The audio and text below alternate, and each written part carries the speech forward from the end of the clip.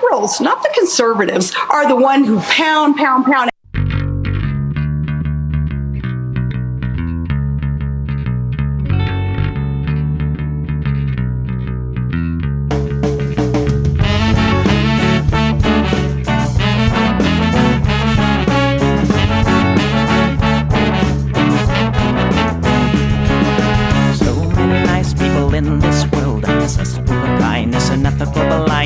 So please excuse my sarcastic tone. I'm a bit underwhelmed by the sample shown.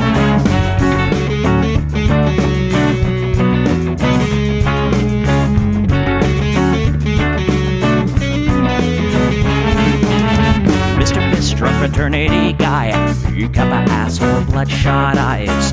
Get drunk and fight every night. Idolize Bradley, belittle women's rights. Homophobic, racist, and don't give a fucking hey. Do you think you can drive a bigger truck? So wear your baseball cap to the side to let everyone know that you're a nice guy. So cool, was so impressed. Lots of chicks in a barrel chest. Cause you're a real man. Punch for punch, gonna piss in your face while you're passed out drunk. I'm a nice guy, you're a nice guy. He's a nice guy, but all of you are assholes. I'm a nice guy, you're a nice guy. She's a nice guy, but all of you are assholes. Nice guys rule the planet. Oh, I just can't understand it. Conquer divine by deception and lies. Social Darwinism and an overdose of pride. Fuck off, jerk off. I don't wanna hear it. Fuck off, jerk off. Read into the lyrics, cause everybody gets their just desserts. As long as you remember that nice guys finish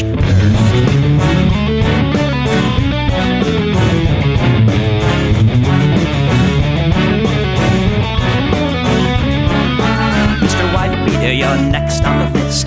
Such a nice guy who speaks through his fists. Prick with a penchant for messing with heads. A broken nose for dinner and breakfast in bed. Alcoholic, paranoid, and suicidal too. But you'll probably kill her before she gets away from you. Swims in a pool of blood and cry.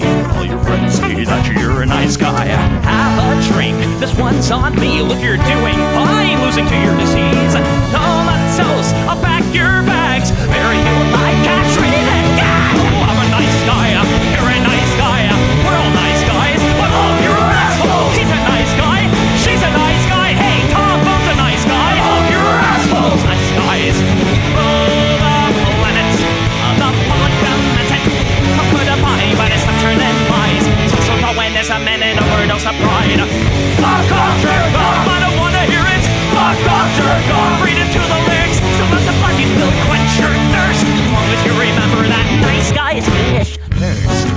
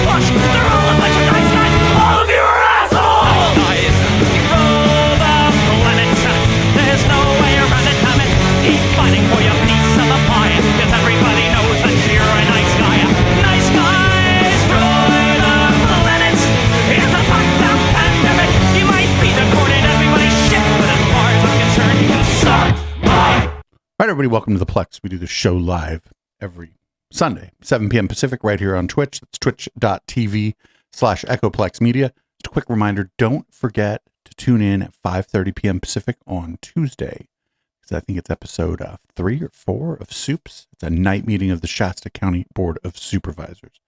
That'll be pretty fucking cool. Well, Media Wench, yours truly, of course. The councilman probably pop by. Might have some Nathan, the creator of all the world's problems.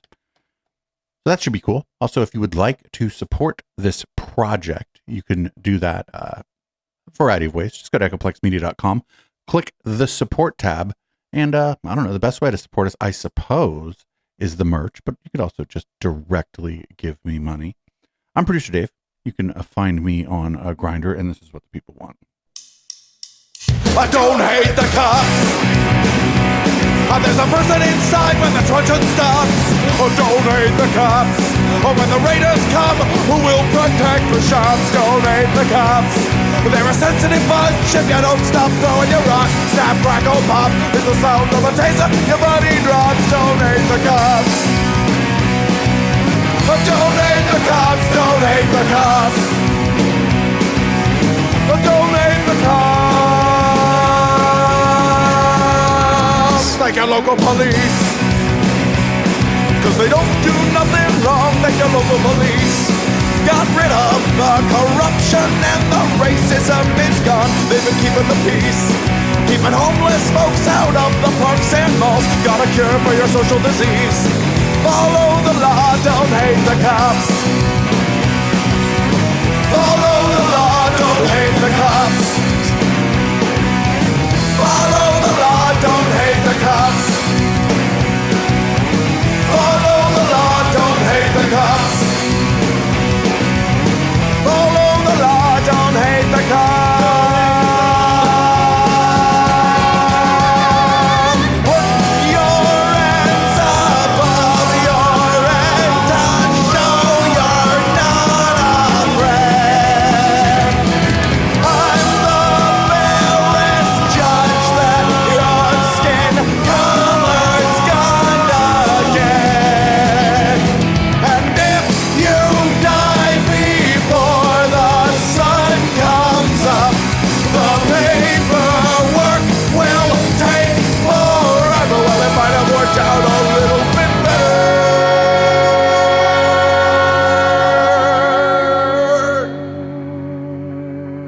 if you didn't hate the cops. Cause they don't do nothing wrong, don't hate the cops. You can't blame them for just doing their job, don't hate the cops.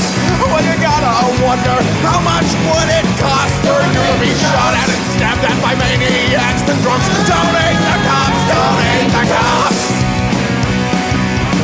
Don't hate the cops, don't hate the cops.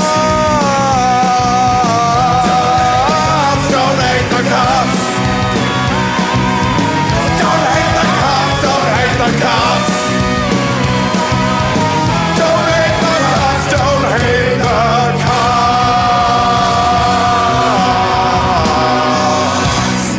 So I wasn't too terribly sure where to put this TED Rack video, so I put it first because I didn't know where else to put it. We have less than 6 years to dramatically reduce fossil fuel emissions to keep warming below 1.5 degrees Celsius. Hi, I'm Ted Rack, and I'm sick and tired of scientists telling us mean, bad facts about our world in confusing ways. So I have a show now, where I have these folks come on and make them tell us their terrible message in a way that's easier to swallow. This is, come on now, you expect me to believe that? You expect me to believe that? I don't. No way. Come on, no way. You expect me to believe that? First up, I hooked him up with some new fashion. Now I've asked you to wear this funny shirt, so I'll be more receptive and less hostile to the stuff you're gonna try and tell me, okay? Plus, it's a really funny shirt, and if I ever get bored, I can look down. You expect me to believe that? All right, let's focus on making your messaging a little more appealing to someone like me. Someone who, like, when I hear it, I get like a little mad because I don't understand it. Because I don't know what you're talking about. So, like a normal guy, can you explain to me why I should care about climate change? Okay, so the Earth exists in a delicate balance. It gets warmer because of the sun, and it has to cool itself off by emitting radiation to space. As humans, we've been burning fossil fuels, and that puts gases in the atmosphere that act like a heat-trapping blanket. The Earth can respond to that by warming up its temperatures and sending more heat out to space, coming back into balance. The problem is when it warms up, that leads to all kinds of consequences for us on the ground, like heat waves, rain and floods and drought, ecological disruptions, all kinds of other environmental disasters. Fuck. I gotta be honest. What you're saying to me makes me want to fight you a little. Come on, no way! Wasn't even sure whether or not to put that on the docket, but I was like, that's pretty fucking funny. We'll just go ahead and put it first. Speaking of climate change, here's from the Tim Pool Show. People were going to make them work for us, and they did. And we went to the moon, allegedly, because of Wernher von Braun. So with the Hadron Collider being occultists, is that because they're into sacred geometry? They honestly think they can open a portal for demons. And they've been saying, like they've been saying. I know, I realize how that sounds, but I mean, this is the same guy who's been riffing off stuff that you guys have been pulling up over and over again. Like, they literally are trying to create something like a spiritual It's like portal. a giant mystery college, right? The mystery schools where people talk about portals, bringing beasts in through portals. I've talked to women, this one woman in particular for the first Inverter World book that claims she saw a beast come through a portal at a mystery school, they called it. And the collider, the CERN in particular, is super dark. I wonder. They've been looking for the God particle. Maybe looking for the God particle. Yeah, as a Higgs boson. In the presence of the collisions, people are experiencing visions, and they just don't want to tell anyone about it. But they're. I think they think that they're getting information from interdimensional beings while they're high on dimethyltryptamine, and I think that they think they're getting the secrets of the universe. The Or conspiracy. Or they actually are getting. You do a hit on adrenochrome, and then you do some DMT, and you go stand in front of the CERN. You're so hopped up. It's the good stuff. But honestly, this is the conspiracy. I mean, I actually learned this from Alex Jones, who's been right about just about everything. And even if people listening don't believe in this stuff, it doesn't matter, because that's what these lunatics do believe in. Yeah, exactly. So that was a clip about climate change. These dudes were supposed to go on there to like debunk climate change, and they're like, did you know the scientists believe in portals to the fucking other dimensions? I mean, I don't even think these scientists have a track phone. How could they believe that? They can't believe this without a track phone. What a wild fucking thing. Just fucking wild. Like, he's poisoning the mind of little racist 15-year-old boys the world over with this shit, honestly. Just poisoning their minds. As if they didn't have enough fucking brain rot. So now we're going to move on to more normal news, I suppose. Lieutenant Governor Dan Patrick of Texas was speaking to some reporters at the border in the midst of, I don't know, Civil War 2.0 or whatever. We have a right when the federal government, we believe under the Constitution, we believe it's our right to protect our people. Pure and simple. And to protect our country, the federal government is not doing it. That was part of Article 4, Section 4. When the United States was founded by the states, we created the government. They had a deal to protect us against invasion. Now, Joe Biden wants to argue what invasion is. 8 million people who have come into this country illegally. Murderers, molesters, terrorists, rapists, gang members, drug dealers, carjackers, kidnappers. That's invaded. And by the way, who is sending all of them here? Who's getting paid for it here but armed cartels? That seems like an army to me. Well, at least you didn't fucking say it was the Jews, I suppose. Not great. Not great. There's more of this, because, of course, there's more. Twitter being what it is, somebody decided to post this in 30-second clips instead of like just, 1 minute and 30 clip, but whatever. Here's more of this.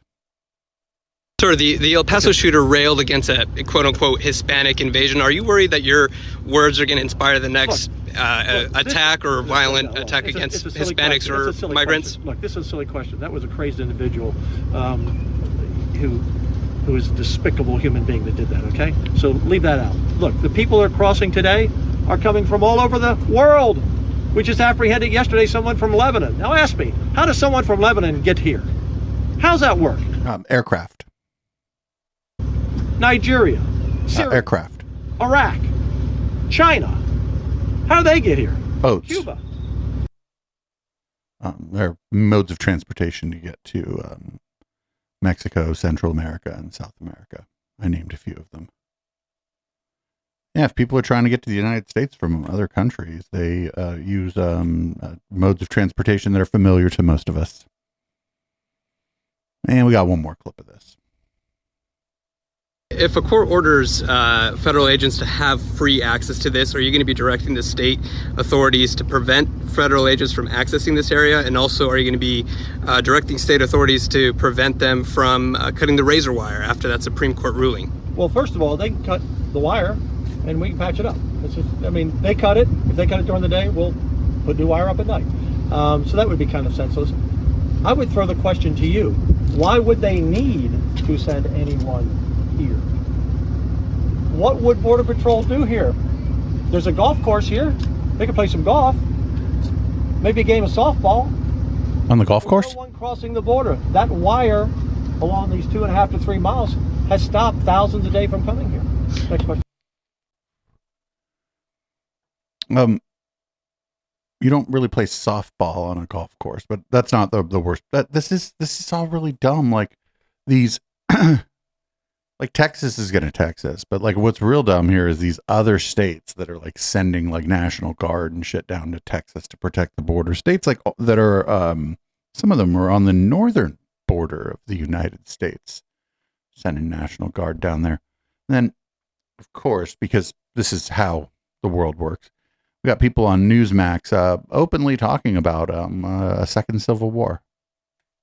There's rumblings that Joe Biden should or may actually federalize the National Guard, take that power away from Greg Abbott. Let's say this showdown, I mean, that's what it is. It's a showdown. It's a showdown of power and loyalties and constitutionality. Let's say he does that. How many people say, no, you know what, screw you, Biden administration, and how many people stay and fight with Texas versus the federal things, and does that put us on course for a force-on-force conflict? I mean, right now you've got the federal agents that are cutting the wire, and then you've got the Texas National Guard on orders to put up wire. I mean, this is a powder keg worth of tension. So it's very it's a very weird situation. We certainly stand with Texas on their right to defend themselves, but Biden's going to be in a tough situation. Mm-hmm. So in other words, he's going to try to federalize these troops. In other words, put them on federal orders, and so now their allegiance technically goes to the president of the United States instead of the governor. And that's what the ultimate allegiance of the National Guard is. Of course, I think a lot of Texans, these are still they're still Texans that are weekend. They're in a National Guard. So they do 1 week in a month, or when they get called up on duties by the governor. Mm-hmm. And I think they would be in a difficult situation to protect their homeland or to follow what Biden's saying. Literally open it. Very interesting. But then, then you've got Oklahoma and Florida and Tennessee, and you got all these other states that would send our National Guard to help and to support the efforts of Governor Abbott. Because every state is a border state. You talked about fentanyl. The deaths in Oklahoma since I've taken office are up 500%. And we know that's coming across the southern border. And then you think about the terrorists. Again, I just don't know what their end game is here, and I hope American people really wake up to what's happening. Well, Governor, so I don't think people that are doing 1 weekend a month in the National Guard really want to be brought up on treason charges. So they're probably just going to follow their orders. These people, I think they're in kind of a rude awakening if this thing does come to a head.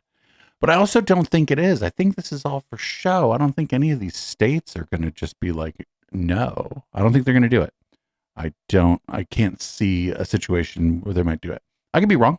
We'll certainly keep an eye on it. Up next, we got former presidential candidate Mitt Romney is going to talk about this. There's a border policy debate that was going on in the House of Representatives and the Senate this week.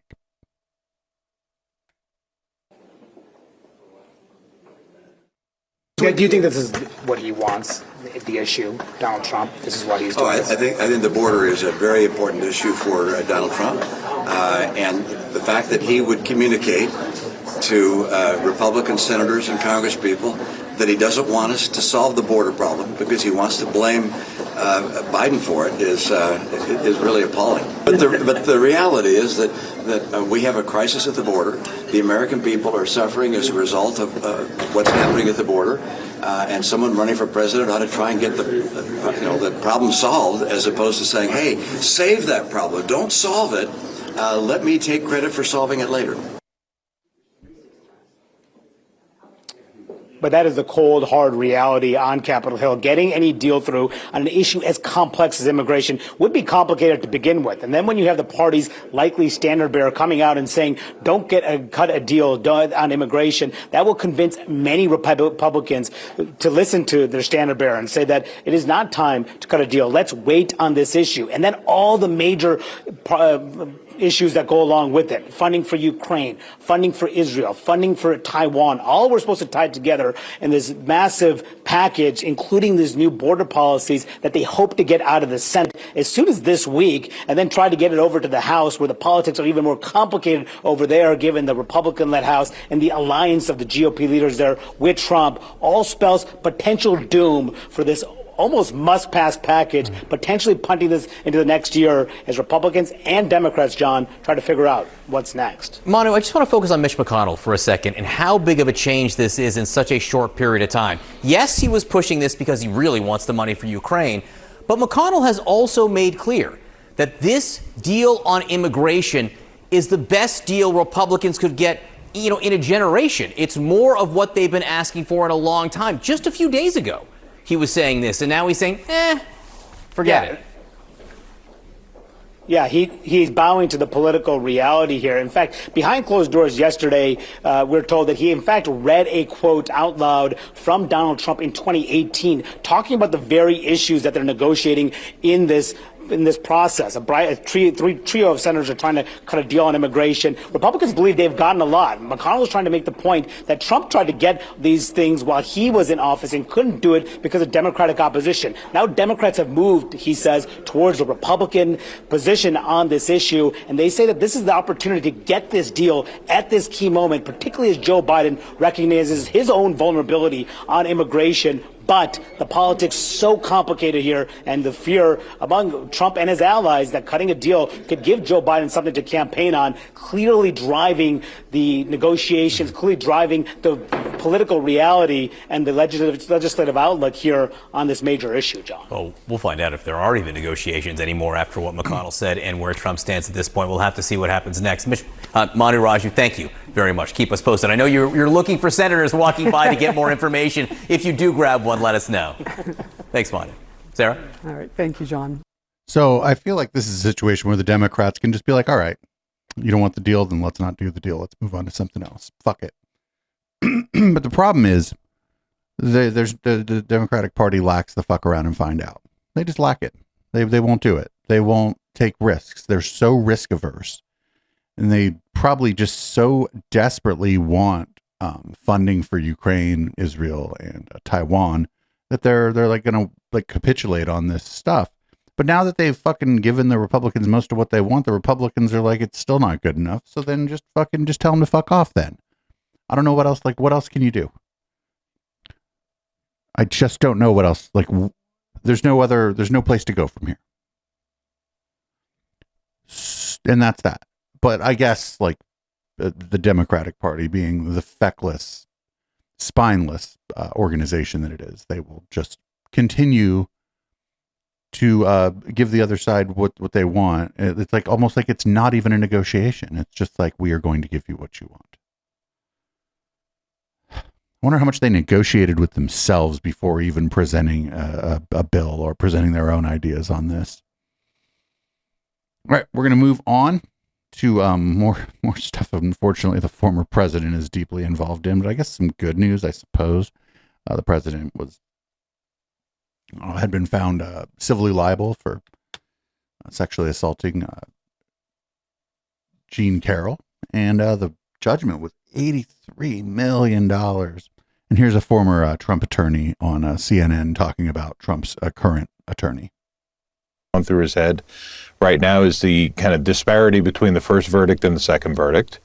And, when you listen to some of the things Alina Habba says about how they were stripped of the defenses, I mean, that's right, because of the first trial. Had they had a different verdict in the first trial, they might have had a different set of circumstances for the second trial. But once you tried a case, you're stuck with that conclusion. She said outside court that she didn't regret representing Trump. But I mean, do you know both of them? do you think it's the other way around, that he regrets having represented him in this? Nice jacket. I don't know. I mean, certainly, from my perspective, I would regret having her represent him. I mean, you used to be his attorney, do you? Do you think that in both of these trials he was essentially undefended?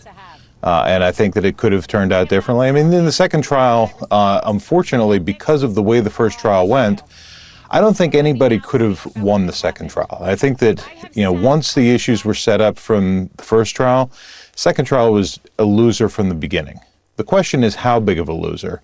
And this goes back to, a jury is going to come up with a number. And you have to put on the best presentation to them to get them to come to a lower number. And so all of these, things that she did throughout the process, I don't think helps at all. Well, what about him? And that's also a matter of, in the courtroom, the attorney is the one who should be telling the client, how to act, what to be doing, and everything else. And, one thing I always tell my clients is, in the courtroom, there's only 12 opinions that matter, and yours is not one of them. Everything we do has to be... Ooh, imagine anybody telling Trump that. Oh, we're in a courtroom, actually. There's 12 people here whose opinions matter, and your opinion is not one of those opinions that matter. Ooh, I don't think...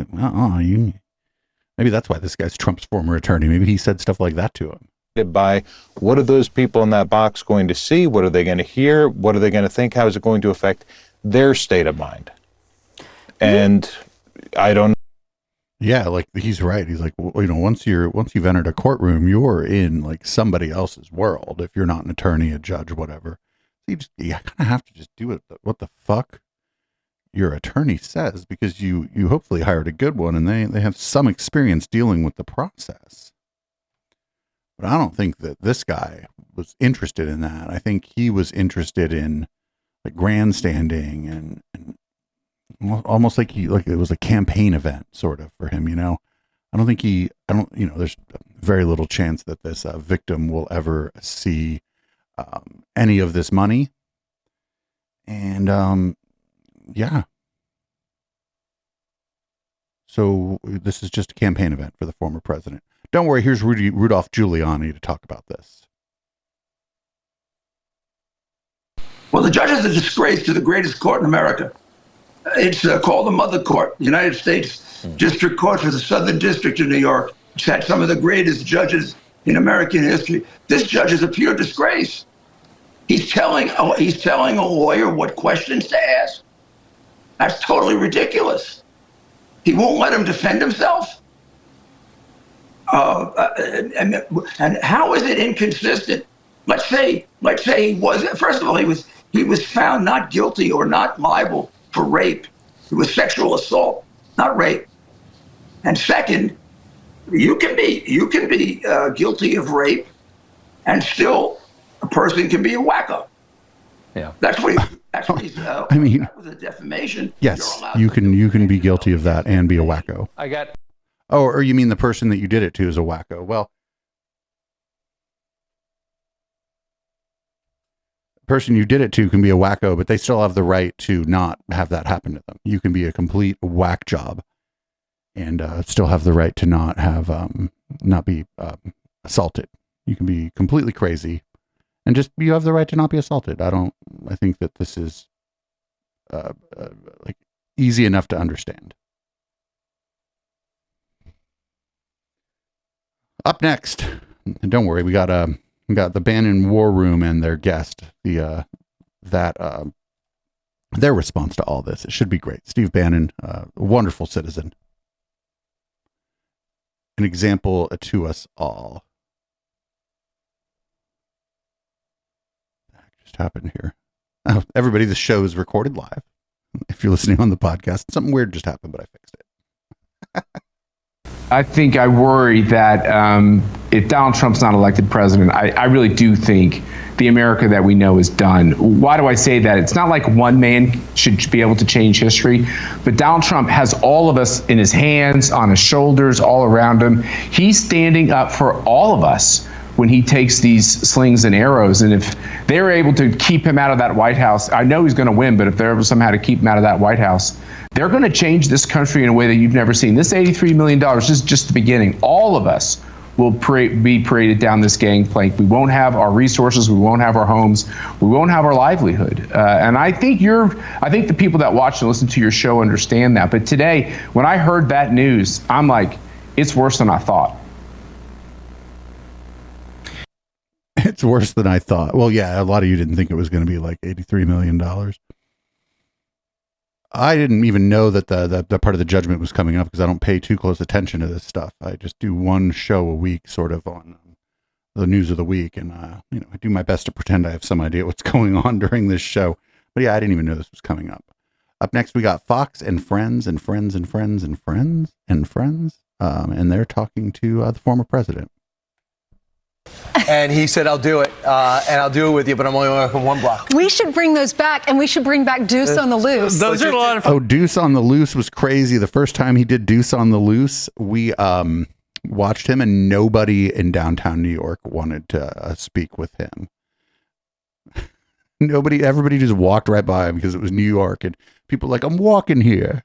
Just a quick thing to add to that is a big thing with him is he says, I don't want my family involved. Yeah. Ivanka says, I'm out, and I appreciate that, could appreciate that. And Eric, they do stuff, and they got to go back to the business. But look what happened to them. They go on trial, number one. Number two, you have Jared Kushner. They tried to put him in jail for volunteering to do what he's doing, did nothing wrong. And then you have Don Trump Jr. was by Adam Schiff, bringing him in to testify multiple times on this Russia investigation. So he feels worse about the family than him. What I loved about it, though, we saw inside his plane today. We had that great interview with some serious questions, but some lighthearted questions, too, like how tall is Jared? Which, Barrett. 9 feet tall. 9. But anyway, it was great. Good job. Did they say 9? Brian had to stay up funny. real late to get that, so good job. Right. The main thing was to give a slice of life, not to do. Lawrence had a great one-on-one interview yesterday. I want to give a different perspective. What life is like behind the scenes. Speaking of Lawrence, we're going to check back in. I had a lighthearted interview. Asked him how tall his gigantic son is. There's still hope for Barron Trump, by the way. I hope Barron Trump grows up to be like a fucking well-adjusted young man. The rest of that family is crazy. I think Tiffany, the one they never talk about, I think she okay. She stays out of the limelight and shit. She didn't want anything to do with this shit show. Up next, we got George Conway. He is a media critic of sorts and used to be married to Kellyanne Conway, but they broke up for whatever reason. Probably because Kellyanne Conway is Kellyanne Conway. And here's him on CNN talking about Trump being sadistic and having no conscience. Do you think it'll stop him from talking about her? Maybe for a few hours, maybe for a few days. We've seen it before. We've seen him say and do outrageous things. And early on in his presidency, we'd see him say the most insane things. And then all of a sudden he'd tamp it down for a few hours and read from a teleprompter. And they'd say, oh, this is the new Donald Trump. Well, there is no new Donald Trump. The Donald Trump that you see today. Yeah, do you remember during his presidency, everybody was like, oh, this is the moment where he will become president, where they were expecting him to not act like a fool. And then he just acted like a fool. The same Donald Trump that people who have been watching him closely for years and who I unfortunately had to watch over the last several years, it's the same Donald Trump. He is, as Judge Kaplan, the presiding judge in this case, said, he's somebody who can't control himself. And he can't control himself because he's a deeply disturbed, a deeply morally bereft human being who has no conscience, has no morality, has no empathy, has no remorse, and is sadistic, as we saw during the trial, and as the jurors saw in the trial, right in front of their very eyes, that he had nothing but contempt for the woman that he raped and libeled and defamed so many times. This is a sick man. He is a bad man. And what's most disturbing about this is that so many people make this about politics, that they want to support him for whatever reason or because they've done it in the past, and they pretend that he is not who he is. And many of them, some of them are ignoramuses, but many of them in the upper reaches of his political party know better. They know who he is. They talk about who he is behind closed doors. They know he is an evil man. They know he is a sick man. They talk about his mental deficiencies, his psychological disorders. They talk about what a pathological liar he is. And then when somebody asks them to go on the record to talk about it, they say, oh, no comment. I didn't see the tweet. They say, like a presidential candidate recently did, I haven't been following the case or something like that. And they're all lying to protect a pathological liar. And it's about time that these people look themselves in the mirror and start telling the truth. Okay, it's better for them in the long run to start telling the truth and admit that they've been covering up for a sexual predator, a criminal, a thief, a man who does not deserve to hold any office, let alone the highest office in the land. But this is, again, it's not about politics. It's about right and wrong. And people need to start looking at it that way. George Conway, you played a pivotal role in this. Thank you for joining tonight with your perspective. So, like, everything he said, I tend to agree with, but I think this stuff is largely, like, impotent. I think it's not going to sway anyone. I don't think any of the sycophants are going to hear George Conway on CNN and go, oh, shit, the fucking fix is in. It's time to start telling the truth. This stuff doesn't work. It's like appealing to, like, the good nature of the people who have shown us that they're just willing to do whatever it takes to, like, maintain power. It doesn't work. That's not going to happen. They need to be like very, like they need to be defeated. These people need to get their ass kicked in the next election, like in a dramatic way. And unfortunately, I don't think it's going to happen. I think it's likely that Biden gets reelected. And I think it's likely that the Democrats keep the Senate like barely like they have it now. And I think there's some chance that the Democrats may take back the House, but it's not going to be a walloping. The reason it's not going to be a walloping is there's nothing there. There's really nothing there. The only thing is that we're not these crazy people. They're not talking about healthcare. They're not talking about infrastructure. They're not talking about wages. They're not talking about student debt. They're not talking about any of the things that people really care about. All they're doing is like, we're not these guys. Well, yeah, you're not those guys. All right, cool. Everybody figured that out. You got anything else? And the answer is going to be no. And when, the last person who did have something else, it was one Mr. Bernard Sanders. He lost. People are like, oh, he got it stolen from him. No, he just didn't get the most votes. He lost. Came close. I think he could have won in 2016 if he would have thought that he had a chance. But I think he was running as an issue candidate in 2016 and didn't realize what a broad appeal he would have. And then, but that moment, his moment passed, unfortunately. And by 2020, he didn't quite get there. He was close. There's a fucking week or two there where it looked like he was the guy to beat, but yeah, it wasn't the case. So all you got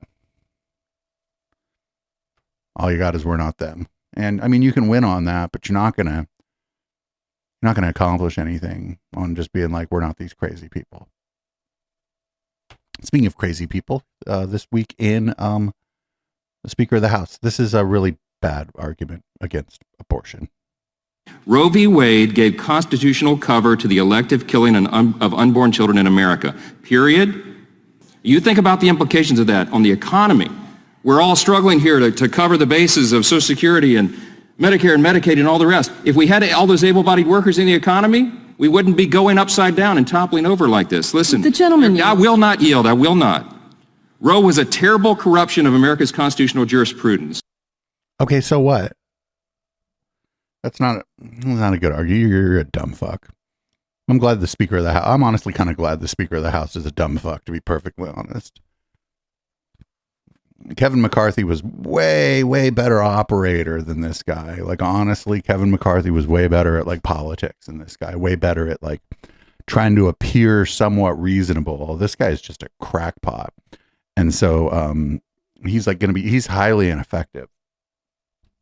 Anyway, up next, folks, are teachers' unions racist? The most bigoted comments I hear today come from liberals. The racists that we should just turn our focus towards are teachers' unions who trap poor black kids in cities like Chicago out of their greatest future because they refuse to let them go to good schools. I can't imagine why the Democrats have not just said, dear people, I'm sorry, we resign, love DNC.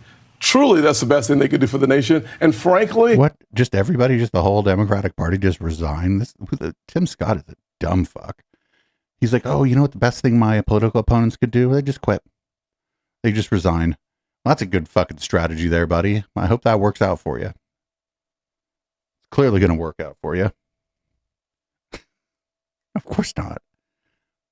The whole Democratic Party isn't going to quit. Anyway, there's a Texas bill that would force schools to display the 10 Commandments, and a Christian legislator in the Tennessee State House has some thoughts, and I think there's like critical support to this guy. Actually, this is pretty good. It's pretty good, and I think like like normal, and I word normal is weird, but like regular ass people who are like religious in America are starting to kind of rise up a little bit. They're starting to be like, wait, what? No. Like, why are you so crazy? And this guy's doing a why you so crazy. And I say this to you as a fellow Christian. Representative Noble, I know you're a devout Christian, and so am I. This bill, to me, is not only unconstitutional, it's not only un-American, I think it is also deeply un-Christian.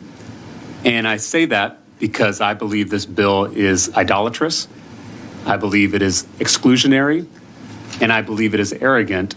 And those three things, in my reading of the gospel, are diametrically opposed to the teachings of Jesus. You probably know Matthew 6:5, when Jesus says, don't be like the hypocrites who love to pray publicly on street corners. When you pray, go into your room and shut the door and pray to your Father who is in secret. A religion that has to force people to put up a poster to prove its legitimacy is a dead religion. And it's not one that I want to be a part of. It's not one that I think I am a part of. You know that in Scripture it says faith without works is what? Dead. Is dead. My concern is instead of bringing a bill that will feed the hungry, clothe the naked, heal the sick, we're instead mandating that people put up a poster. Yeah. Kind of. This guy, right? He's like, we can just put up a poster. And we both follow a teacher, a rabbi, who said, don't let the law get in the way of loving your neighbor. Loving your neighbor is the most important law. It is the summation of all the law and all the prophets. I would submit to you that our neighbor also includes the Hindu student who sits in a classroom, the Buddhist student who sits in a classroom, and an atheist student who sits in a classroom. And my question to you is, does this bill truly love those students? I'm going to go a different direction than I think you're trying to lead me. And he's trying to ask a question.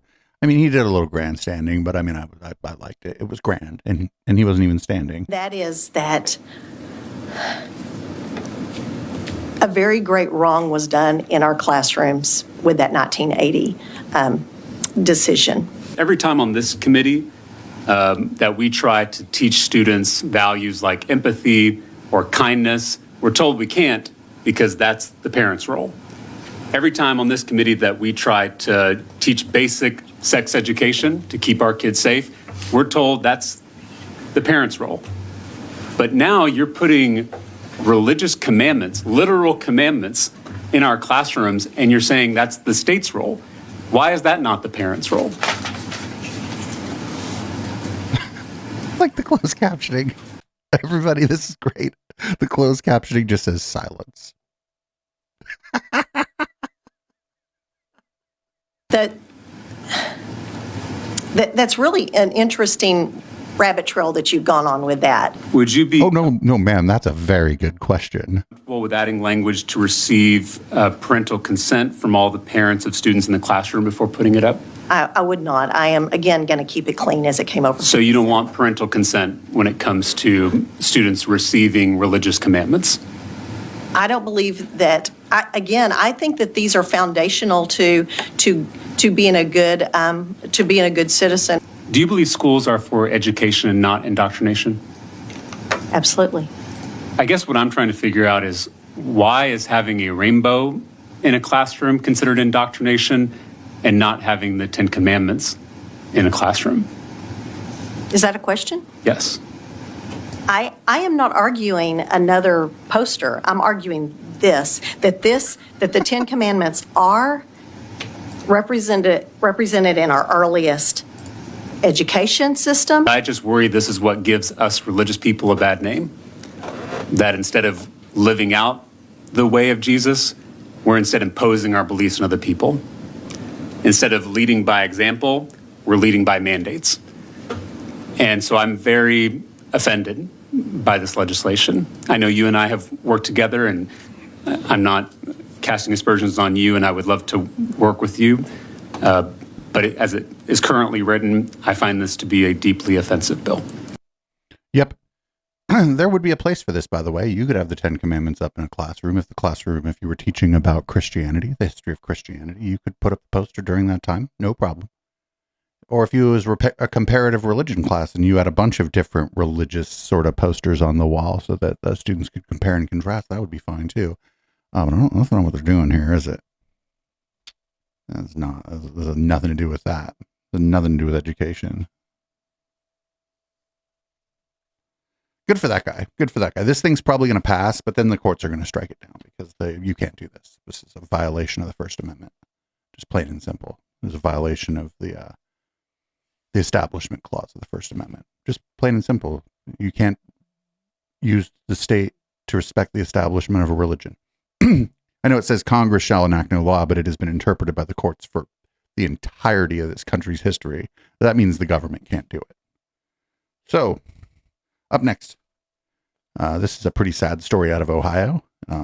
Brittany Watts suffered a miscarriage and was then charged with a felony. Not like she suffered a miscarriage and then went and committed a felony. You know, the miscarriage is the felony, actually. Because you could suffer a miscarriage and then go commit a felony, I suppose. But that's not what happened here. The miscarriage is being treated as a felony.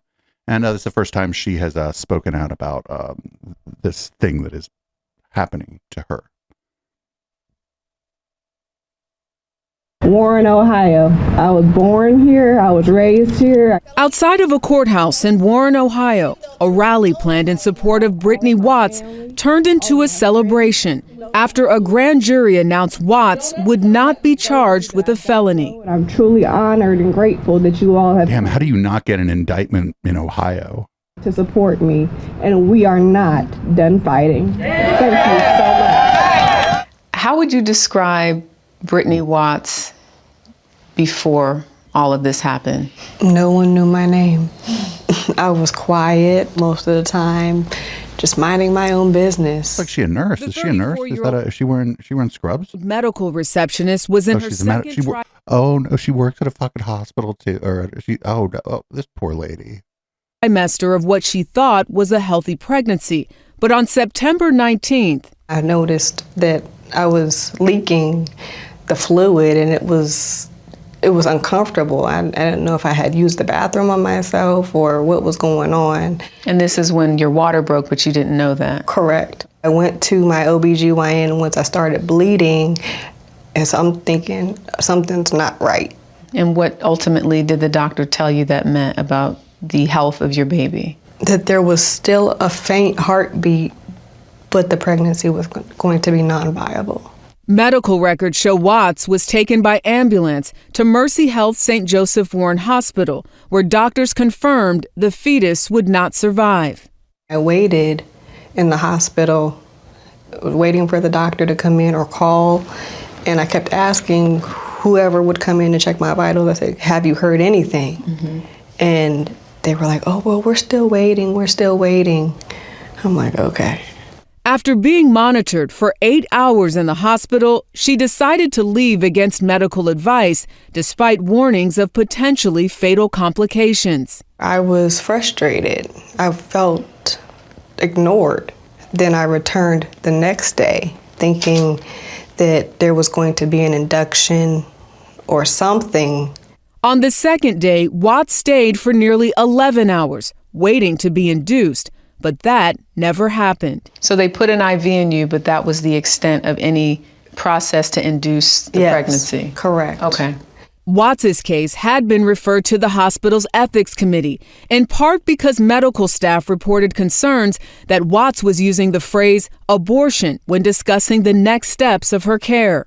Ohio law bans abortions after 22 weeks, with exceptions for life-saving care. Yeah, but just because the patient used that terminology, I mean, even she works at the front desk at a medical place, so she's maybe going to have a little better language around this. But like in the set of circumstances you're in, you're probably going to speak pretty plainly and kind of off the cuff, and you would think it would be rational to assume that the people around you wouldn't be like picking apart the exact language you were using to describe what was going on. At the time, Watts was 21 weeks and 6 days pregnant. In a statement, Mercy Health told CBS News, quote, "While the legislative environment has placed an increased focus on the necessity and importance of ethical reviews, our mission compels us to provide compassionate care to all." But Watts and her attorneys say no one told her the ethics committee was even involved. And I'm like, okay, nobody knows I'm here. I need to know something. And I was getting frustrated again. Records show it took more than 6 hours for the committee to decide she could be induced, despite doctors' warning that they needed to act before Watts was, quote, on death's door. I'm scared. I'm like, oh, wait a minute. So the doctors were like trying to tell this ethics committee that, hey, this woman is actually this is a medical emergency, and the people at the hospital were like, oh, well, we have to think about it. There's a non-viable pregnancy in me. Right. Am I going to die? Is there something that you're not telling me that I really, really need to know? So you're worried about your health too at this point? Exactly. So I left again without being treated. 2 days later, she miscarried. I go to the bathroom. I sit down on the toilet and I'm doubled over.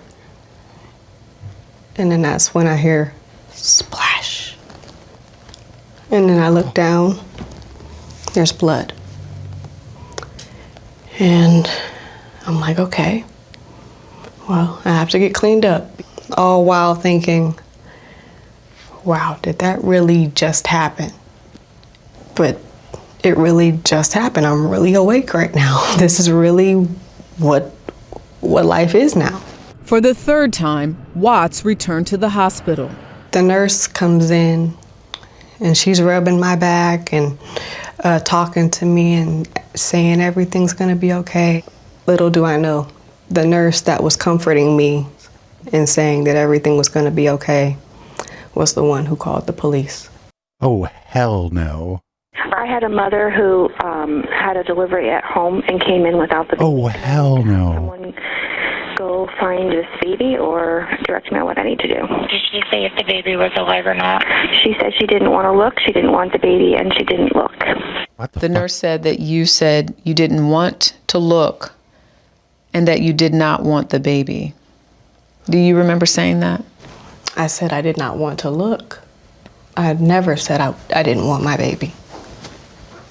I would have never said something like that. It just makes me angry that somebody would put those type of words in my mouth to make me seem so callous and so hateful. A nurse called police at the direction of the hospital's risk management team. Watts was later arrested by the Warren Police Department and charged with abuse of a corpse, a felony carrying up to a $2,500 fine and up to 1 year in prison. I want to thank my community. 2 weeks ago, an Ohio grand jury declined to indict Watts. So why do you think? Yeah, I don't even care what you believe. You hear this story, you're in that grand jury room. You're not going to indict this person. You're just going to vote no. You're going to be like, this person has been through a lot. Even if you are like a very staunch anti-abortion person, you're just going to vote no. They were quick to charge you because of my skin color, honestly.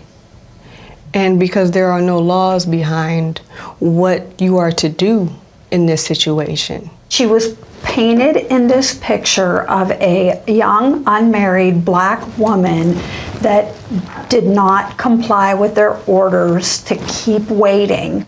And they weaponized the police. Why talk about this now publicly? Because I don't want any other woman to go through what I had to go through. How would you describe the Brittany Watts today? Motivated, because now that the charges have been dropped, I'm ready to get to work, making sure that the laws are changed and people are educated on what to do for something that happens all the time. And, you know, as the old saying goes, history repeats itself. I don't want it to happen in this case. In a statement after the grand jury's decision, the Trumbull County prosecutor said after a careful evaluation of both sides, positions, interviewing witnesses, and researching and applying the law, this office believes Brittany Watts did not violate the Ohio criminal statute of abuse of a corpse. CBS News reached out to Warren police, but they did not return our requests for comment.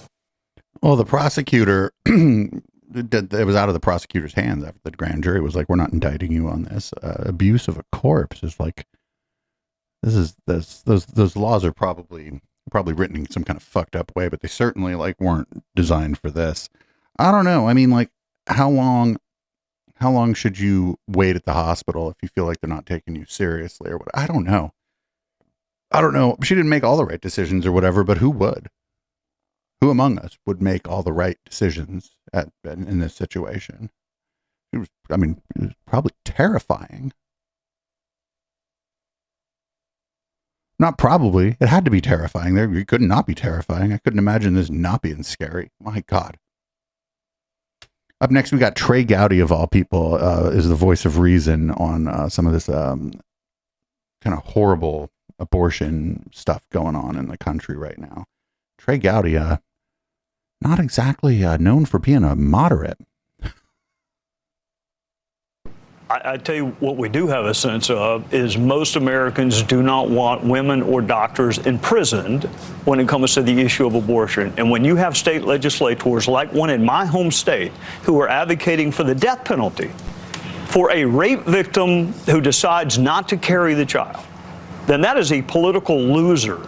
So Republicans used to say this is a state issue. Now it got to the states and you got crazy legislators proposing things like the death penalty. Most Americans, you can criticize Roe versus Wade all you want, but most Americans had come to some peace that this is what the law is. Yeah, I mean, then this guy, again, not known for having been a moderate while he was in the government. Just like how far things have slid, that this guy's like, oh, come. He's like, why are you doing this? He's like, do you just want to lose? Because it's this stuff. It's not that like, it's not that the Democrats are fielding good candidates or even like have any kind of coherent message going into 2020, the 2024 elections. It's this stuff. The regular people are going to be like, I wasn't even going to vote, but fuck, I guess I got to go vote because this is crazy town. I can't do this. I think that we're going to see a non-insignificant amount of that people basically voting against this stuff. And I think it's going to be the only thing that prevents Republicans having all three branches of government going into 2025. Up next, we got Dylan, who was kicked out of a Trump rally. This is a funny story. So apparently Trump's lawyer had claimed to be sick for one of the days that she was supposed to be at court. And so they rescheduled.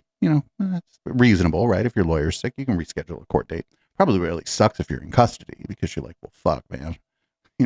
Maybe you could come to work with a fucking cold.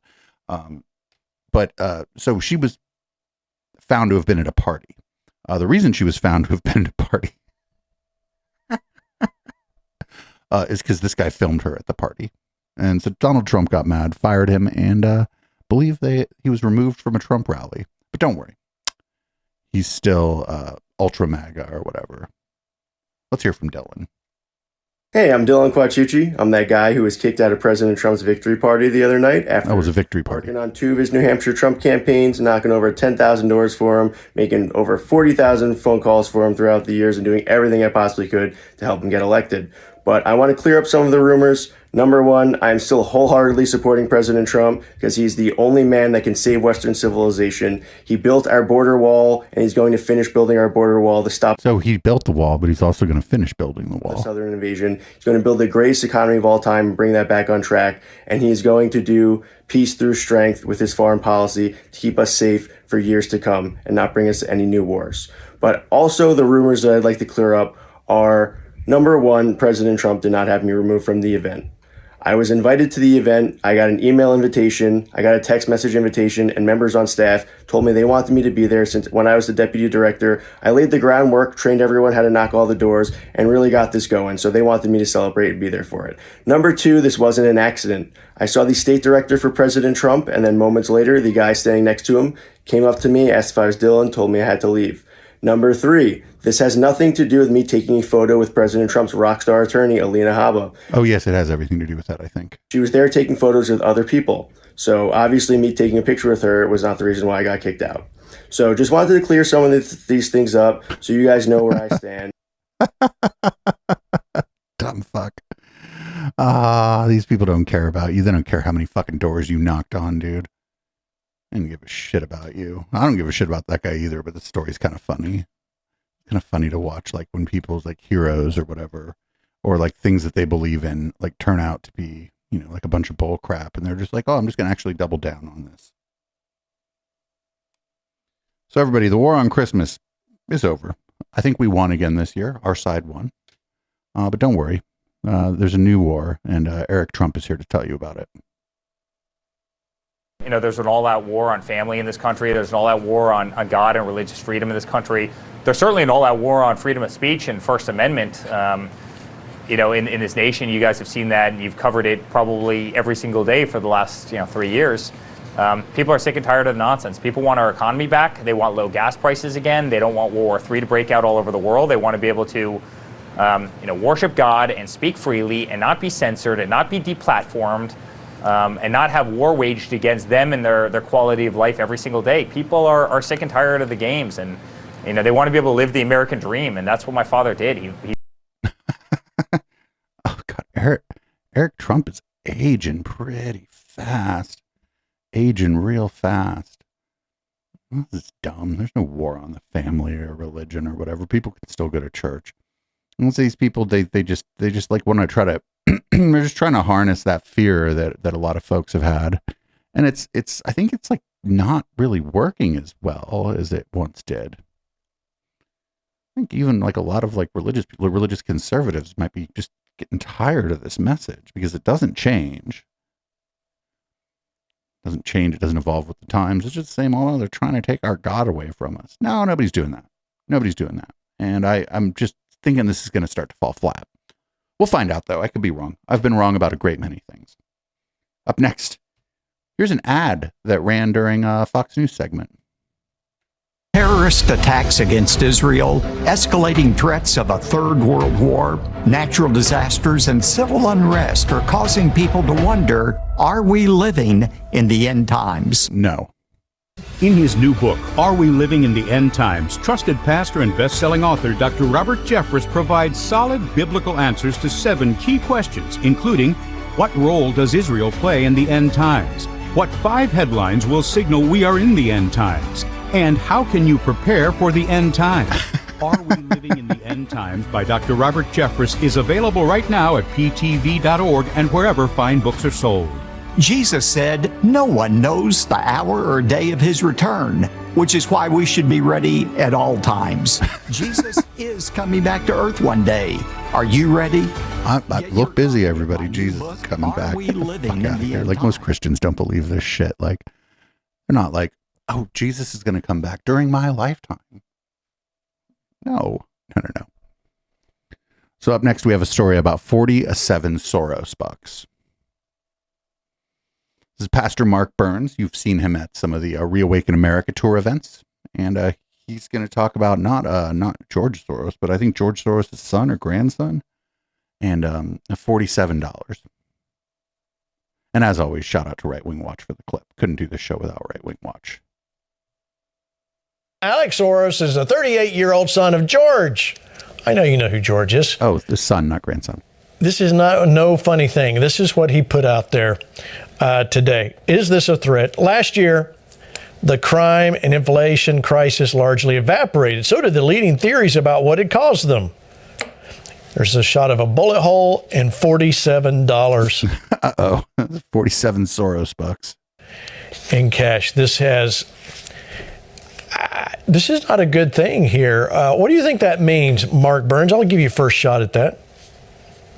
Well, first of all, I think that's very dangerous dog whistle messaging that Alex Soros was sending. I mean, we already know that the Soros family, based off of the actions that they've been doing, are evil people, right? And to put this dog whistle, and many are interpreted as an assassination attempt of President Donald Trump. Again, this is a very dangerous time, and I really hope that that doesn't. I don't see any message. I don't even know what the message means. What the fuck is 47? Is that do they mean like, would he be the 47th president? I don't know. They're just going to pay somebody $47. I'm just very confused by this. I would really take a look at this because to me it's clear messaging, the bullet hole. And then, of course, you see $47. So we're speaking about the next president of the United States of America. By all accounts, Joe Biden loses to a head-on match with Donald Trump. Again, as you can see, President Trump is clearing the field within the Republican nomination. So he will be our nominee.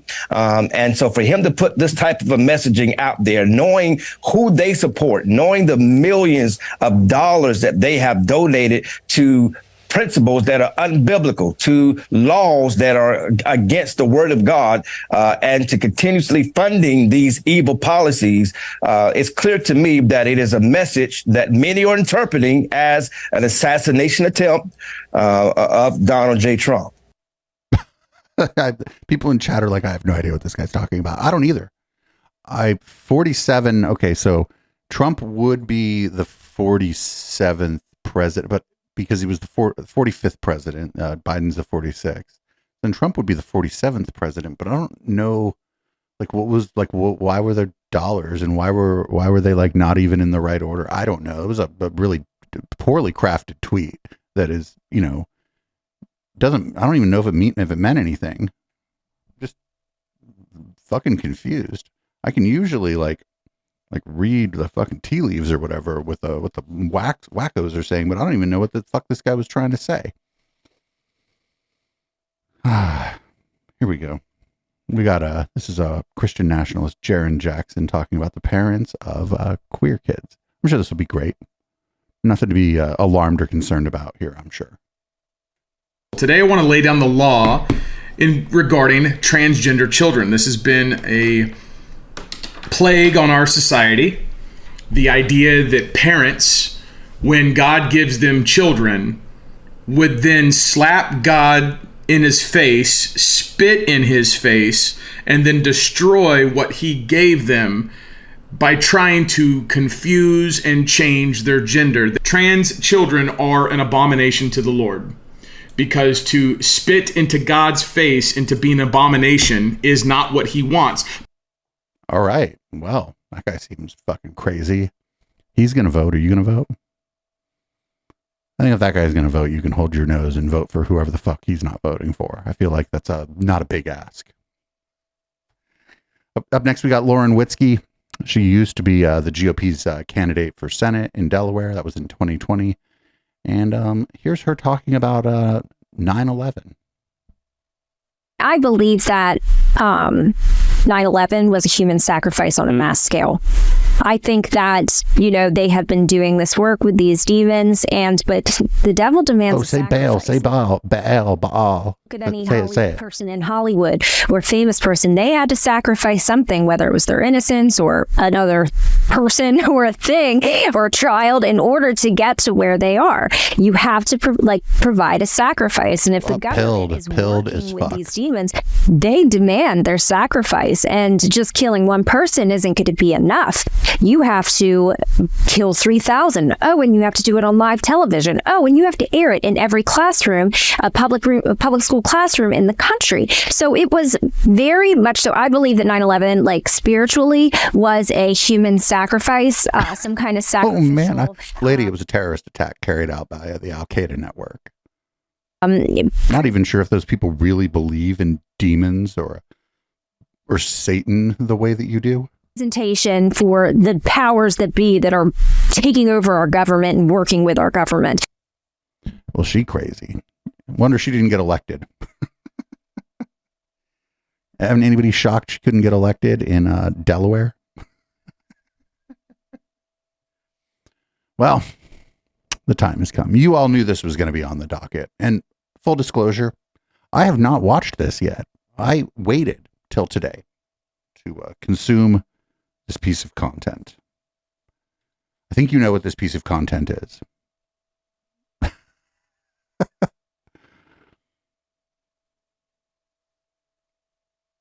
This is the Ben Shapiro rap single. They call me offensive, controversial. It's only two genders, boys and girls. They can't cancel my message because I'm the biggest independent rapper in the whole freaking world. Claim that I'm racist, yeah, alright. I'm not ashamed because I'm white. If every Caucasian's a bigot, I guess every Muslim's a terrorist. Every liberal is right. I don't want to talk to folks who don't get it. Go woke, go broke, no hope, it's pathetic. Pro-choice, pronouns, pro-love, you're progressive. But you ain't pro-gun, no one to protect it. Where the American flags at? Remember when people would hang those? They've been taken down, they all been replaced with BLM flags or a rainbow. This ain't rap, this ain't money, cars and clothes. We ain't selling drugs, we ain't gonna overdose. We ain't pushing guns, ain't promoting stripper poles. We won't turn your sons into thugs or your daughters into hoes. I don't care if I offend you. I was put here to upset you. You can cry and you can scream, you can riot in the streets. You defunded the police, now there's no one to protect you. I hope I offend you. I ask myself what would Ben do?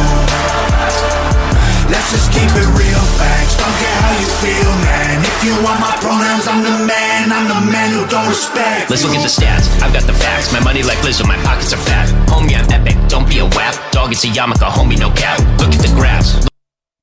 I can't. He hold on.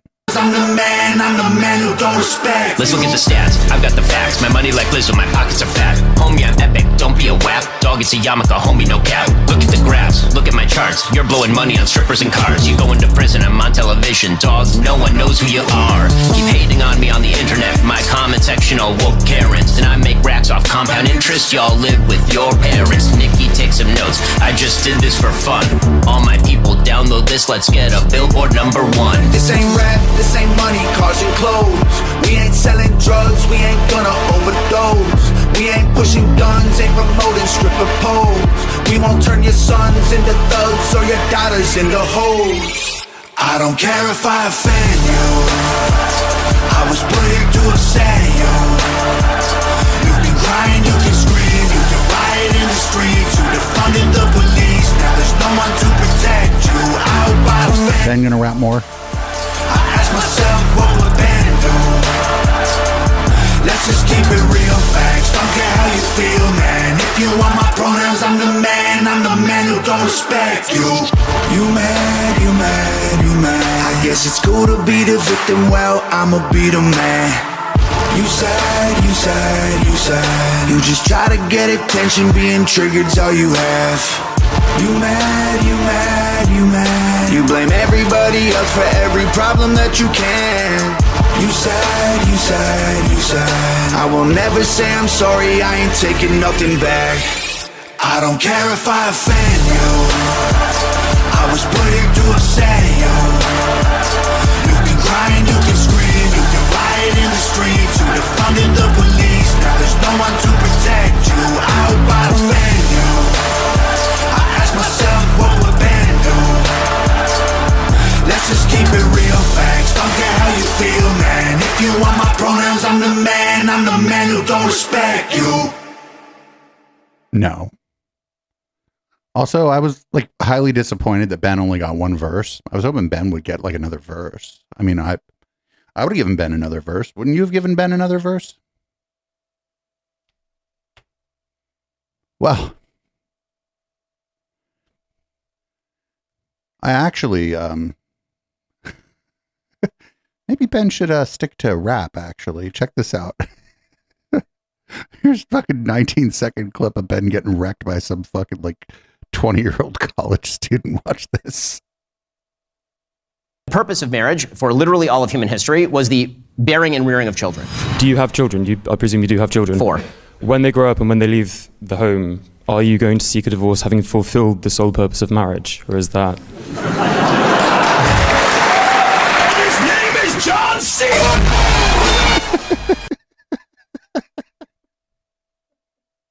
I didn't like the edit there. I wish they would have shown that unedited, but I couldn't find that on short notice. But he's like, well, wait a minute. Once your kids are grown, you're going to get divorced. I feel like Ben might end up divorced before that, but that's just my my guess. Here's Tyvis, apparently a former professional wrestler, but also a COVID and air travel expert. Lots of air travel experts happening lately for, whatever reason. Flies every week. I'm paying attention to everything. But then again, it just goes back to that. We had the pandemic, the workforce got crumbled, and they came back with that wonderful thing of diversity, equity hires. Instead of hiring the best and brightest, now you're hiring people who are the first to put on a door on a plane. And I'm going to be honest with you, I don't want them. So diversity, equity, and inclusion existed before the pandemic. Like I said, I've said it a million times, color of skin is irrelevant, competent, know the skill set, knows the job. And if that means it's a 60-year-old white man who's so white he looks like the cloud, but he can put a plane together, I love you, baby. Give me so. I'm not even going to go the factual inaccuracies there. It wasn't post-pandemic that people were trying to have more diverse workforces, and more diverse workforce does not make it so your plane falls apart. That's cutting costs to try to maximize profit might be a thing that makes your plane fall apart. Could be other things, just errors, bad design, all kinds of things. Shit happens, man.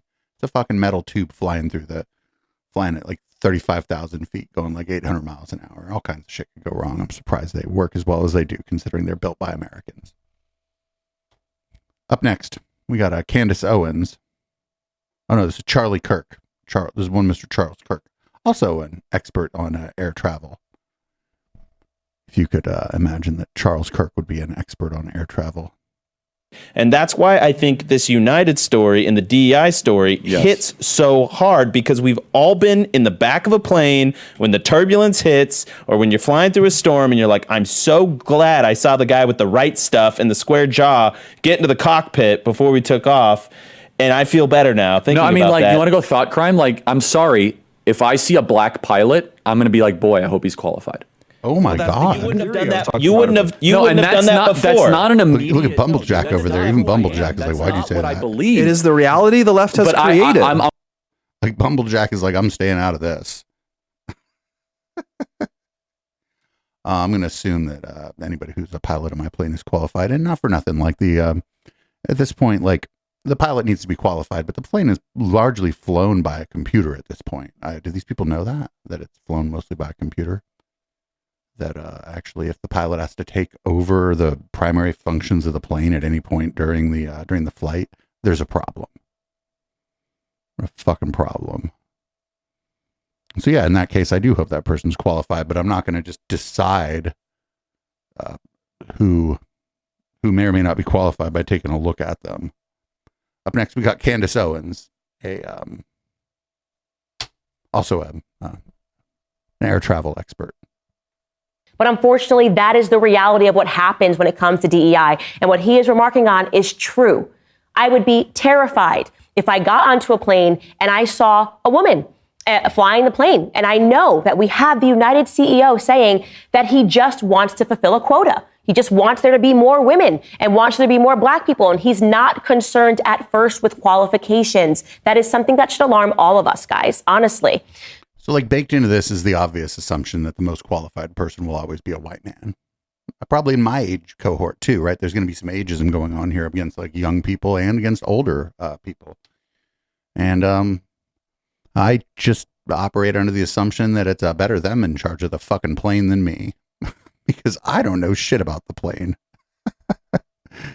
The only thing I know about the plane is that it's clearly spraying chemtrails. That's all I know about the plane. I hope I get on the chemtrail plane. My God. Up next, here's Candace Owens, Wizard of Oz expert. All right, guys, now it's time to get into some of your comments, or rather to respond to a lot of the comments that I received pertaining to the Wizard of Oz and Black Twitter making me aware that actually what happened to the witch was outrageous.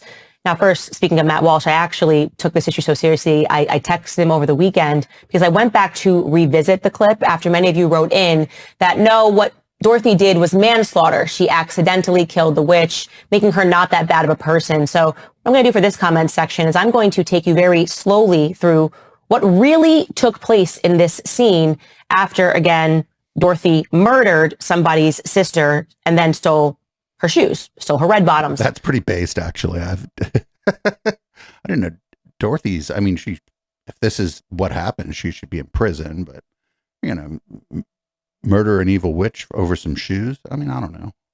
I stand. So first, just to provide you guys a background of what took place before I even show you the clip. Before the Wicked Witch, if that's what we're calling her, shows up, the Munchkins, Oompa Loompas, whatever you want to call them, are throwing a party while there is a dead person under a house, and they're skipping with Dorothy saying, "Ding dong, the witch is dead." Yes. While there's a dead person at center, right? There's somebody that's dead, and they're dancing and saying, "Witch, oh witch, the Wicked Witch." Obviously, this is some sort of a satanic ritual. So I want to make that clear. They're having a satanic ritual. It's the only way you can have a dead person and dance around them. It's a satanic ritual, everyone. The witch ends the party when she shows up and finds her dead sister. Because the vampires are getting hungry! Oh, no, the Wicked Witch had been abusing the people, and that's why they were glad that the witch was dead. I never, ever, when I first started doing this podcast, somebody would have said to me, "Hey, you're going to find somebody out there who is going to try to defend the actions of the Wicked Witch in The Wizard of Oz." And I'd be like, "No, I'm not. This is going to not happen." We got one more. I thought about putting this in red light, but our regular news docket was a little thin. We're going to check in on Brett and Heather.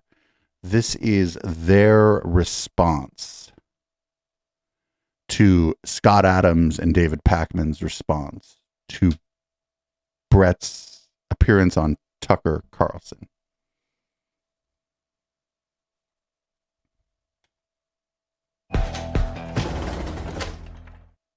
Scott did a segment in his recent Coffee with Scott Adams that he covered the pushback on the Tucker Carlson discussion that I had.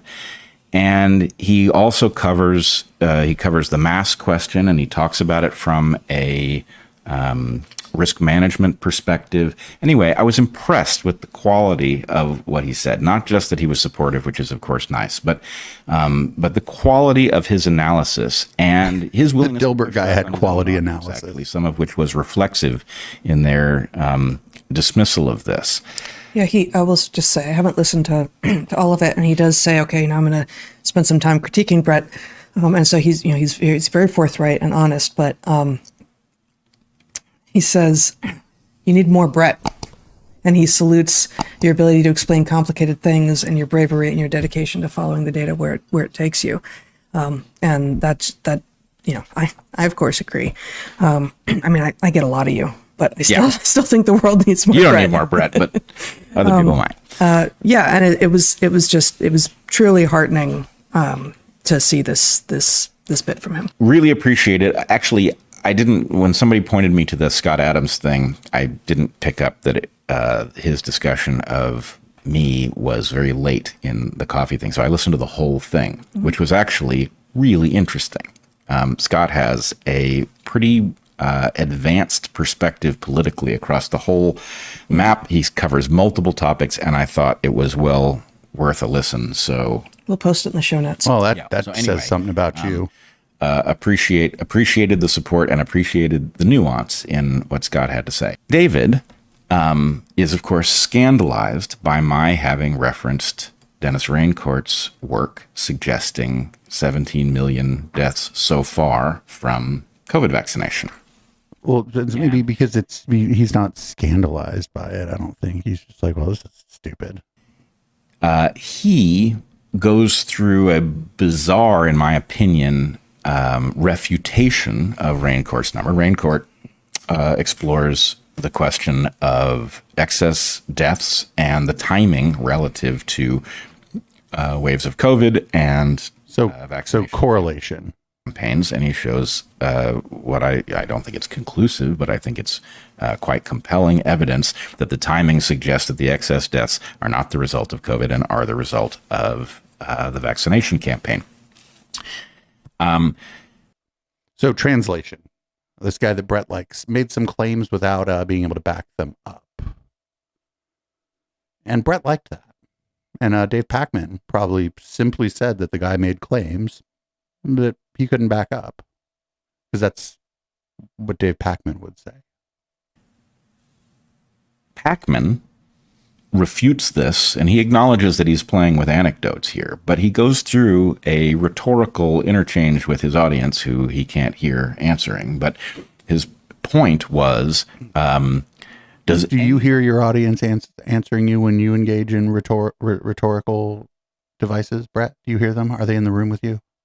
Know anyone who had a serious vaccine injury? No, I don't think maybe one or two of you do, but almost nobody does. So he's just talking to himself? Yeah. Does anybody know anybody? I mean, I guess technically I'm talking to myself right now. I'm doing a show. Tending to be anecdote. Right. It's like a pseudo thought anecdote. And I will say, I saw your thing. I'm in your audience, I guess, David. I know lots of people who were hurt. Oh, you know what? You should go on the David Pacman show. I'm not a huge Dave Pacman stan, but he does a pretty good job with people like Brett, generally. Actually, you know some of them. You don't know others, and I'm not going to out them. But yeah, the number of people who I know who actually did have a serious adverse event, including many of whom are still hiding that fact because somehow being injured is now itself a crime. It's a moral crime to have been. So now they're hiding it. We know them, but actually they're not even telling us. By something the government told you to take. What's more, somebody who was a friend of mine got an injury, and I interviewed him about it, and that's on Dark Horse. So this is somebody, I didn't pick him because he was injured. He and I knew each other before he was injured. He believed the shots were a good idea, got one, was severely injured.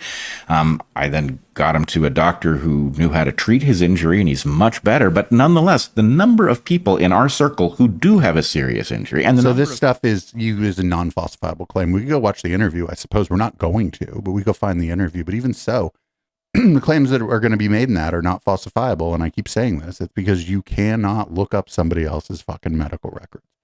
And that is good.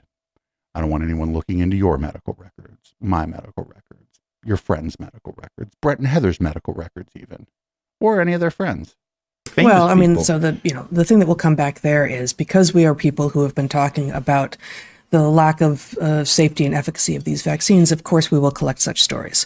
And that is also true, but we know people, many people whom we knew before COVID ever existed, who have been vaccine injured.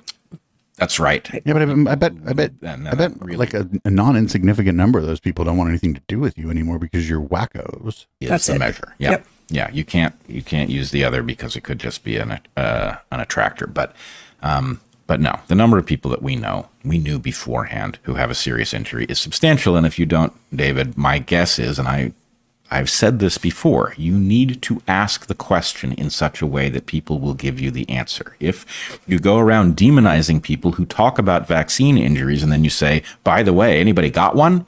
Yeah, no kidding. Those people won't be in your audience at a very high level, and they won't be in your social circles. And if they are in your social circles, they're going to be quiet about it because you're asking them to out themselves as the enemy. And I think the thing that is very difficult to talk about, well, to get appreciation for is how many people we know and how many other people we know who in turn know many people who are vaccine injured and are not out, even in many of their cases to their families, to their employers. Oh, now they're comparing this to being gay. They're like, oh, they haven't come out of the closet about being vaccine injured. The problem is, what do they mean when they say vaccine injured? Like, was I vaccine injured when I had to cancel an episode of Local Love when I got the first booster, I think, when I still lived in Campbell, because it just put me the fuck in bed, like, for 36 hours. Is that what they're talking about? Or the first time I got the vaccine, my drink grabbing arm was sore. Is that they're talking about that? They're talking about the story that they had somebody on the show when Heather wasn't there, where they said it made a baby's head explode. Is that what they're talking about? To their friends who are skeptical that anyone is getting injured. So again, it's considered a moral failing. Just as it used to be, just as, being a woman in Victorian times was a moral failing of some sort, right? It is considered a moral failing by people like David Pakman to have been vaccine injured. I don't That think is diabolical. this is bullshit. Is it changes the behavior of those people who have been vaccine injured. Not all of them, by any means, but it is certain. We know some of these people, and we know many others by reputation. Great, you should talk to David then. Set him straight. Set David Pakman straight on this one. By 2 degrees of separation, that many people who have been injured and who are able to obscure it in some way try to pass, and they are successful in passing. And yes, it's not the usual context in which you hear passing referred to, but there are a lot of people out there right now who are passing as being vaccinated and being just fine, but no more. Passing? Are you kidding now? You're talking, they're passing? Very much. But actually, what went into that decision to not take any more boosters was the fact that they were injured by the previous iteration. Or just kind of fatigue. A lot of people got the first booster and not the second one, not for any ideological reason. The same reason I used to not get the flu shot, because I'm fucking lazy. Yes, he has got a self-reinforcing pattern. Sir. It does not match what one sees from a different perspective. Lots of injured people. He then goes on to use, so Raincourt looks at many different countries and looks at the independent data sets of deaths, which are very studiously recorded in all nations, or virtually all nations. And Pakman thinks he refutes it based on his thought experiment, which is deeply flawed. He says he knows nobody who was vaccine injured, and he knows several people who died from COVID. Now, that's not a thought experiment. That's anecdotal, sure. But I've seen enough of Pakman to know that I would be stunned if he didn't say this guy's making this claim without any evidence, and that would be like the first thing he would say about it. Chances that the people he knows that quote unquote died of COVID were also vaccinated, and therefore you have to ask the question of what were the factors that contributed to their death, is high. And given how many people are asymptomatic when testing positive for COVID, and given how many people have been very, very sick while never testing positive for COVID, COVID is clearly a fellow traveler for some people, and many cases that have been many deaths that have been attributed to COVID were not of COVID, but with COVID. But with COVID, which is something Raincourt covers very carefully. Finally, going from Raincourt's study, which covers many different nations, Pakman claims to refute it on the basis of a pattern he says took place in Peru. Now, I watched Raincourt's presentation. Raincourt is very careful to point out those circumstances in which a pattern goes in the other direction. I suggest David Pakman have Dennis Raincourt on, and they can have this out. If David, yeah, but this is the so this person, this is the problem here. The guy's doing like scientific studies, and if there's no point in a talking head having him on for a discussion about this, unless he's just to have him on to talk about his study. What would be appropriate would be for Dave Pakman to have one or both of you on because you do the same job he does. You're talking heads, just like he is. So that would be appropriate, actually. But you don't want to do that. We know why. If you think you've got this analysis beat, then you should definitely have Dennis Raincourt on, and you can humiliate him, and the world will know that these excess deaths are not the result of the vaccine campaign, and you will have done a lot of good in your mind. I don't think that's what's going to happen. And finally, I would just say Pacman, at the very end of his little piece, says that he is that 5 years ago he would have thought I was too smart to fall for the idea that these vaccines are causing substantial excess deaths. Well, that's David Pacman's bad. 5 years ago, I think, right around the time, how was the intellectual Dollar Tree been 5 years?